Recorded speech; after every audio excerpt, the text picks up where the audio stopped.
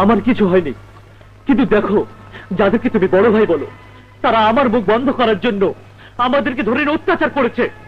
এরপরও তুমি আমাকে ওদের বিরুদ্ধে সাক্ষী দিতে বারণ করবে? তোমার কাছে নিজের ভাইয়ের চেয়েও ওই কাটারবাবু বলো। বলো ভাইয়া, বলো, চুপ করে থেকো না। না অপু, না। রক্ত যখন রক্তকে ডাকে, পৃথিবীর সমস্ত ডাক তার সামনে স্তব্ধ হয়ে যায়। তাহলে তুমিও শোনো ভাইয়া, আমারও রক্তের ডাক শোনো। কাল ওই 1-2 রফিকের বিরুদ্ধে আদালতে আমি সাক্ষী দেবই। তুমি শত চেষ্টা করেও আমাকে ফেরাতে পারবে না।